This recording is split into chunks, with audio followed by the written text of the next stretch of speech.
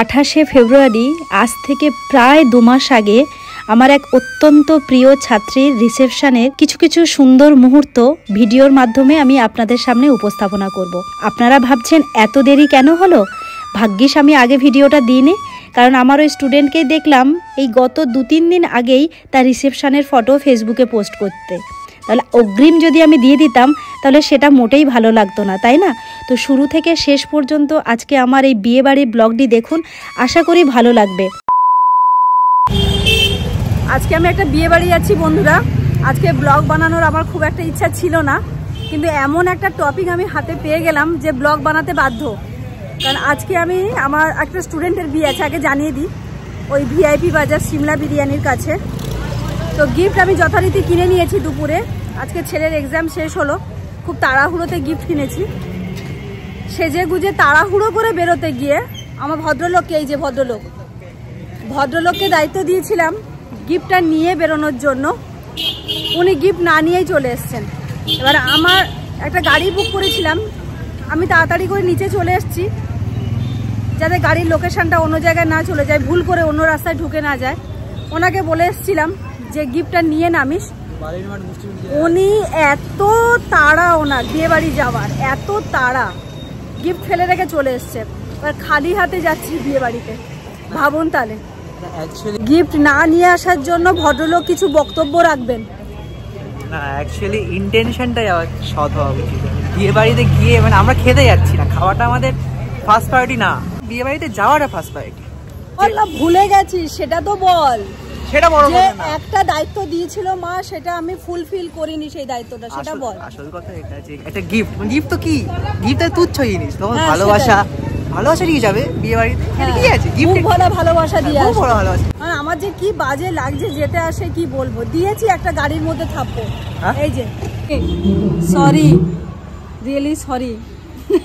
পরে একদিন তোমার সাথে রুবিতে দেখা করে তোমার বাড়িতে চা খাওয়াটা অ্যাকচুয়ালি আমার ডিউ রয়েছে, ওই জন্য আমাকে গিফটটা আনতে আমি ভুলে গেছি। আমি ভুলে গেছি, আমার ছেলেও। দেখো তো আমার কি ভাগ্য তোমাদের।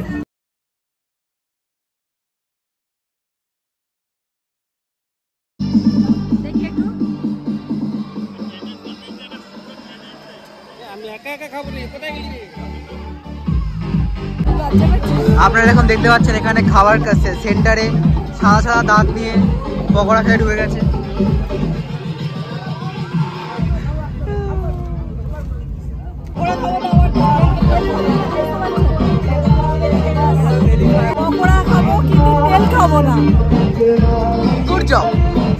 মানে এটা হচ্ছে আমাদের নতুন ডাইটিং করার একটা নিয়ম।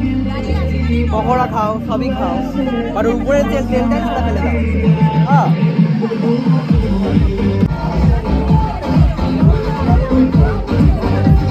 আমার ভিতরে হার্ট ঢুকে যায়। পকোড়া পর্ব শেষ। পকোড়া খেয়ে আপাতত আমি দেখে আসি কাউন্টারগুলোতে যে কী কী খাবার মেনু হয়েছে। চলুন আপনাদের সাথে শেয়ার করি। পুরো মেনুটা আগে একবার দেখে নিই, তারপর সেই বুঝে খাবো, মানে খাবে। চিকেন পকোড়া হাড় কেন আছে এটা বুঝতে পারছি না। ভিআইপি টাইপের মানুষ, আমি 2 মিনিটের বেশি অ্যাকচুয়ালি ওয়েট করতে পারি না কোনো লাইনে। আমি যেন বেরিয়ে গেলাম লাইন থেকে।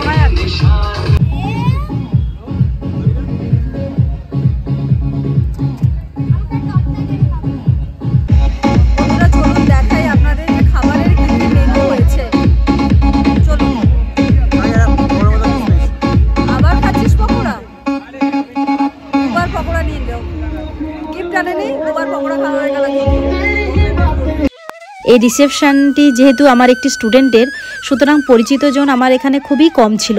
খুবই কম বলতে ছিলই না প্রায়। সুতরাং আমি আর ছেলে ওখানে দুজনকে এন্টারটেন করে গেছি। খুব বদমাইশি করেছিল আমার ছেলে ওখানে। আর যেহেতু 28 তারিখে ওর পরীক্ষা শেষ হয়েছে, তো ফ্রি মাইন্ডে একেবারে বদমাইশি করে গেছে। খুব মজা করেছে, অনেক দিন বাড়ি থেকে বেরোতে পারেনি তো মজাটা কিন্তু সেই চূড়ান্ত লেভেল। ও কিন্তু কাউকে চেনে না, আর ও কিন্তু কোথাও গিয়ে চেনার দরকারও পড়ে না। ও বেশ মজা করে, মানে ঘুরিয়ে ফিরিয়ে ও কি না করেছে বিয়ে বাড়িতে, সেটা আমি আপনাদের সাথে না শেয়ার করলে ঠিক আপনাদেরকে বোঝাতে পারবো না।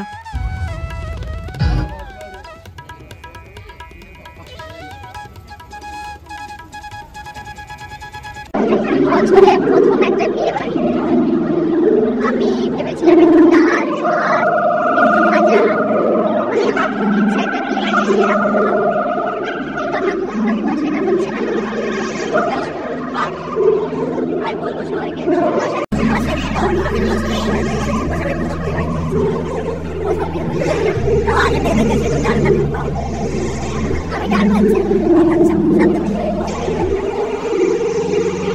বিয়ের বরকনে বলুন আর বউ ভাতের বরকনে বলুন, পরিবারের লোকদের থেকে এদের ব্যস্ততা কিন্তু কোনো অংশেই কম নয়।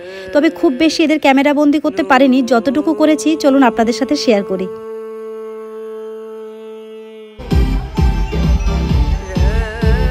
একটা জিনিস কিন্তু খুব মজার হয়েছে, যে দাদারা ড্রিঙ্ক সার্ভ করছিলেন তাদের ড্রেস কোড আর আমার পুত্রের ড্রেস কোড একেবারেই এক, ব্ল্যাক শার্ট। তো কেউ যদি এসে ওর কাছে বলতো দাদা প্লেটটা ধরুন তো, দাদা প্লেটটা নিন তো, দাদা এটা কোথায়, কিচ্ছু কিন্তু অবাক হওয়ার ছিল না। ও তাই আমাকে বললো মা ক্যামেরাটা ঘুরিয়ে একবার দেখাও তুমি, একেবারেই সেম সেম। আমি কিন্তু ওকে এটা পরে আসতে নাই করেছিলাম, শোনেনি তো আমার কথা।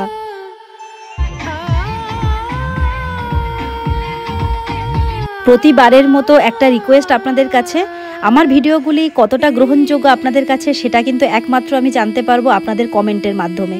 সুতরাং প্লিজ সেটা নেগেটিভ কমেন্ট হোক বা পজিটিভ কমেন্ট, আপনারা কিন্তু কমেন্ট করতে ভুলবেন না। পারলে একটু শেয়ারও করে দেবেন। আর ডেসক্রিপশন বক্সে আমার হোয়াটসঅ্যাপ লিঙ্কটা দেওয়া রইলো, সেটাও একবার ফলো করে দেবেন। আর যারা এখনও সাবস্ক্রাইব করেননি তারা প্লিজ সাবস্ক্রাইব করে নিন ঝটপট। আর আশা করি আপনাদের ভালো লাগছে, কারণ আপনারা কেউ কেউ জানাচ্ছেন আমাকে কমেন্টের মাধ্যমে, আর এটুকুই আমার কাছে অনেক।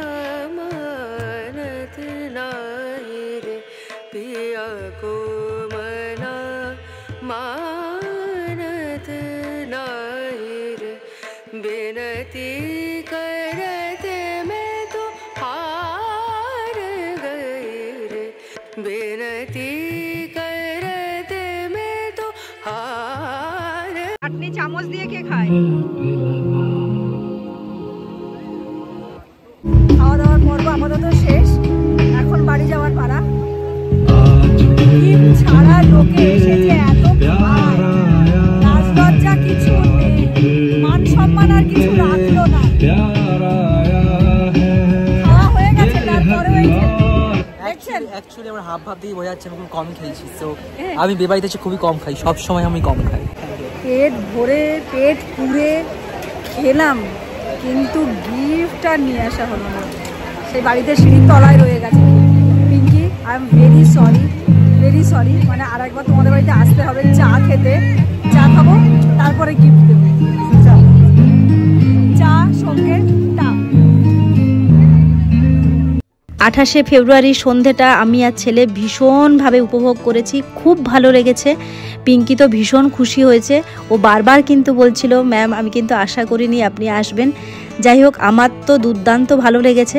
ওই ছোট্ট একটা ভুল হয়ে গেছে, সেটা হচ্ছে গিফট নিয়ে যাওয়া হয়নি। আর স্টিল আজকের দিনে দাঁড়িয়েও কিন্তু আমি বলছি গিফট কিন্তু এখনও দেওয়া হয়নি, কারণ তারপর থেকে আমার সাথে আর পিঙ্কির দেখা হয়ে ওঠেনি, সময় হয়ে ওঠেনি ওর সাথে দেখা করা। তবে পিঙ্কি আমি খুব তাড়াতাড়ি তোমার সাথে দেখা করব, দরকার হলে তোমার বাড়িতেই চলে যাব।